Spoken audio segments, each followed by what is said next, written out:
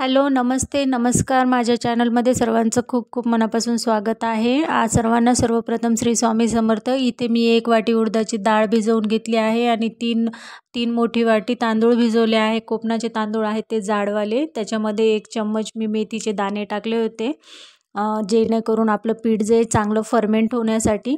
नंतर मी मिक्सरच्या भांड्याला लावून ते वाटण करून घेतलं होतं. वाटण थोडंसं जाडसरच ठेवलं. वाटण एकदम बारीक करू नये, त्याच्यामुळे इडली कशी व्यवस्थित येत नाही, फुलण्यासाठी प्रॉब्लेम येतो. आणि हिवाळ्यामध्ये कसं आपलं वाटण फर्मेंट होत नाही, त्याच्यासाठी वाटण कसं आहे झाकून चांगलं गरम ठिकाणी ठेवायचं किंवा त्याच्यावर कपडा झाकून ठेवलं तरी चालते.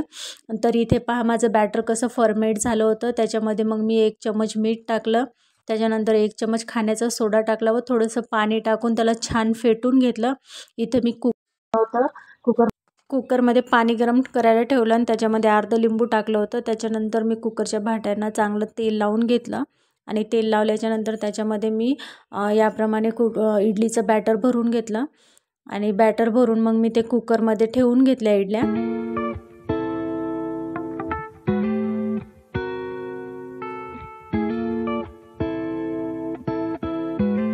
कुकर याप्रमाणे लावून त्याच्यावर मग मी त्याची वाफ जाऊ नये म्हणून त्याच्यावर मग मी जो आपला खलबत्ता असतो तो खलबत्ता मी त्याच्यावर ठेवला आणि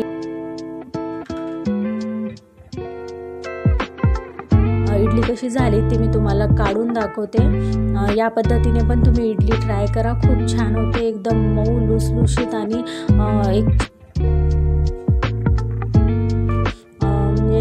चांगली फुलली होती इडली आपली, एकदम मऊसूद झाली होती आणि खाण्यामध्ये पण खूप छान, म्हणजे चांगलं टेक्स्चर होतं तिचं खाण्यासाठी पण. मी तुम्हाला काढून दाखवते, पहा इडली कशी झाली आहे आपली. या पद्धतीने मी सर्व इडल्या काढून घेतल्या.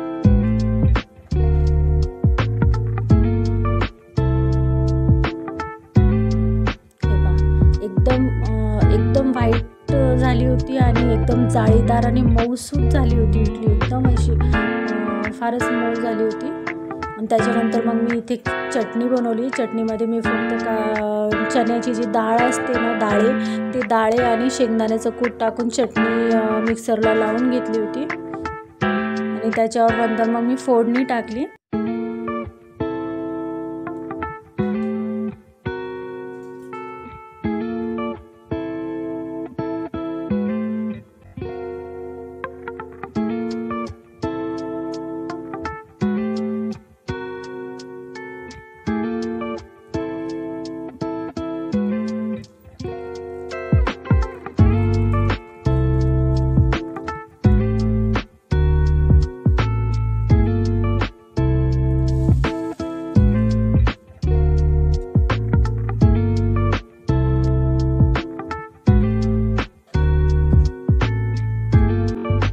मी काय केलं आहे, सांबार बनवण्यासाठी तुरीची डाळ घेतली आहे आणि ती कुकरला लावून घेत आहे.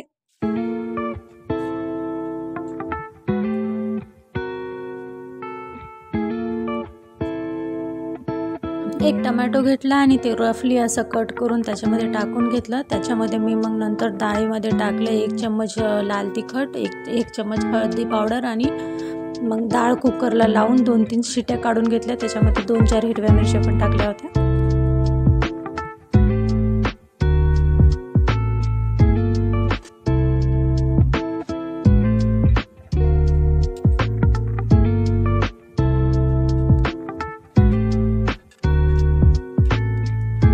डाळ घासून एकजीव करून घेतली होती ना. आता आपण सांबारला फोडणी देणार आहोत. सांबार करण्यासाठी मी घेतलं होतं 1 आलू, 2-3 वांगे, 1 कांदा, थोडंसं लसूण, कोथिंबीर आणि कढीपत्ता. इथे कढाईमध्ये मी जिरे मोहरीची फोडणी टाकून घेतली. त्याच्यानंतर त्याच्यामध्ये लसूण टाकलं. आता त्याच्यामध्ये कांदा टाकून कांदा चांगला परतून घेतला. कांदा परतून घेतल्याच्यानंतर त्याच्यामध्ये मग मी टाकलं तर आलू आणि वांगे चांगले तेलामध्ये वाफवून घेतले.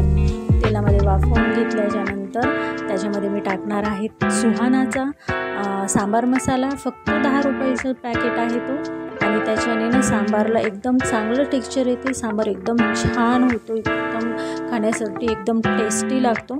आणि सुहानाचा मसाला टाकला आणि थोडीशी त्याच्यामध्ये चटणी टाकली। चटणी याच्यासाठी टाकली की डाळीमध्ये टाकलेली असताना सुद्धा मी तेलामध्ये थोडीशी चटणी टाकली, जेणेकरून तेलाला म्हणजे आपल्या डाळीला जे वरती आहे ना तेलाची थोडीशी लेयर येईल।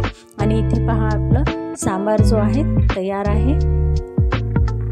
मी ज्या पद्धतीने सांगितलं त्या पद्धतीने एक वेळेस तुम्ही सांबार आणि इडली बनवून पहा। इडली फार मऊ आणि लुसलुसीत झाली होती, एकदम छान तिला असं जाळी आली होती। आणि सांबार पण मी सांगितलं त्या पद्धतीने एकदा तुम्ही ट्राय करून पहा। सांबार पण खूप टेस्टी झालं होतं। माझ्या चॅनलवर नवीन असाल तर माझ्या चॅनलला नक्की सबस्क्राईब करा आणि माझे व्हिडिओ आवडल्यास माझ्या व्हिडिओला लाईक करा, शेअर करा, सबस्क्राईब करा। इथे मी प्लेटिंग करून घेतली आहे। कशी वाटली माझी रेसिपी मला कमेंट करून नक्की सांगा। भेटूया पुन्हा नवीन ब्लॉगमध्ये। सर्वांना श्री स्वामी समर्थ।